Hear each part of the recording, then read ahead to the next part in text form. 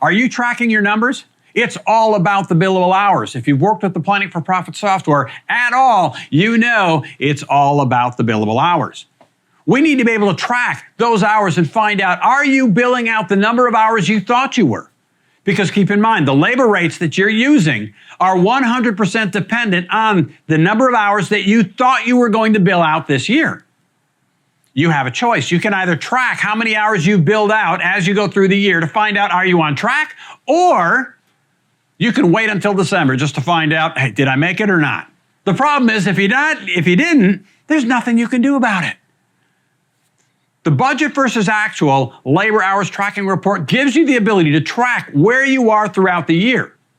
Within the Planning for Profit software, you have created a budget for billable hours. It's already there. As you are entering in your labor, it's doing the work behind the scenes to put this budget together for you. So when I look at this report, just like the other reports, all my departments are listed at the top. Each one has its own individual budget, and then you have a combined budget for all departments. Now in here, what you will see is the various columns at the bottom. And I'm just going to hide the departments here for a moment to take up a little bit less real estate. So I can see the budgeted hours for the month. And again, the software has created a budget based on what you entered in for your team. How many hours am I anticipating to bill out each month in each department of my company? So it's going to give you that information here. Right? Then we're going to give you a total. How many am I over or under? As we go through the individual months, you can now start entering in the individual. How many hours did you actually bill out? And once we have that in there, then we can find out, okay, are you on track to bill out the number of hours you thought you were going to, or are you behind schedule?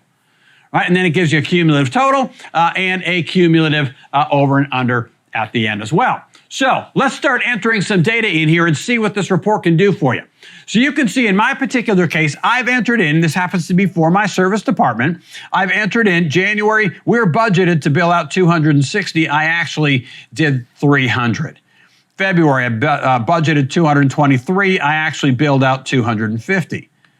All right, in March 217, I actually billed out 220. So we're starting to track throughout the course of the year. Right, and I can see when I get to the end, my cumulative over or under, right, in January, I'm 40 hours ahead of schedule. In February, I'm now 67 hours ahead of where I thought I would be, was going to be at this time of the year. Now, these tables are great, and if you're a tables person, you'll like this. If you prefer the quicker and easier way to look at it is if I scroll down, you will notice that we're already plotting out your numbers for you. And so I can see the way that this is broken down is the orange bars are your budget for the year. That's how many hours you thought you were going to bill out at in that given month of the year. The blue bars are what you actually did, so I can compare one to the next. But the really valuable part of this line of this graph is that green line. The green line will show you and compare the two together.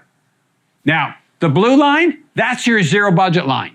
That's the number of hours that you said you were going to bill out this year. And you need to be at least at or above that blue line.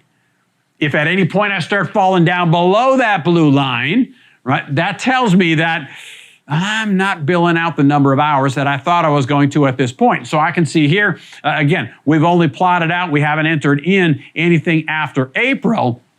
If I come back and let's say April was a really good year, right? We're really cranking at this point, and in April, we billed out 400 hours, right? As I plug that one in, I can start to see the graph is already projecting, right? I'm now 258 hours ahead of where I thought I was going to be at this point in the year, right? And so we can always keep track. As long as I'm at or above this blue dotted line, it tells me I'm on track to bill out as many hours as I thought I was going to throughout the year. Let's say instead, April wasn't so good. We actually only billed out about 150 hours, right? We plug that one in. Again, the graph is going to reflect that. Right, so I can start to see, just so happens that that was a perfect, I'm right at 0 hours.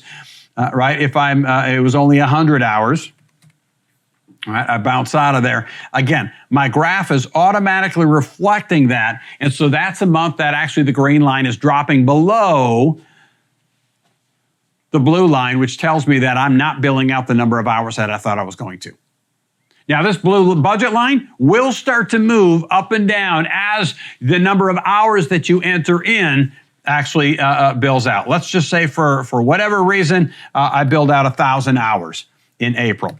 Right? When I plug that one in, right, I will see that blue line just drop down a little bit. So it's always going to change that scale so you can see exactly where you're at throughout the course of the year. Now, we can enter this data in by individual department.